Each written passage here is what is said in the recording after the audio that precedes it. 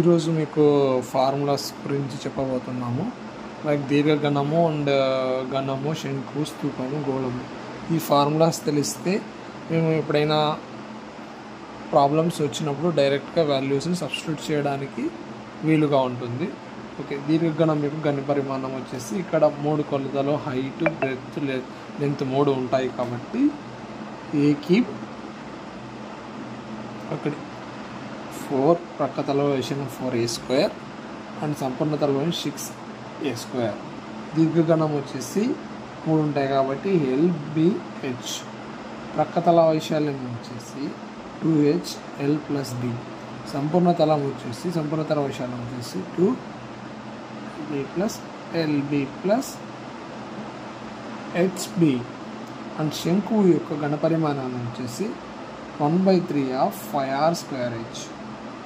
ప్రక్కతల వైశాల్యం వచ్చేసి πrl.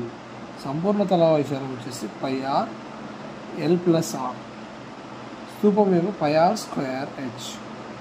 స్తూపం యొక్క ప్రక్కతల వైశాల్యం వచ్చేసి 2πrh. సంపూర్ణ తల వైశాల్యం వచ్చేసి 2πrh + r.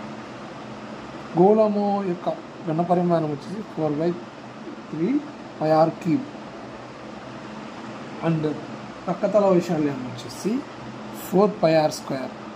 ఇక్కడ గోళానికి సంపూర్ణ తల పక్ష వైశాల్యం 2 సేమ్గానే ఉంటాయి. Thank you for watching.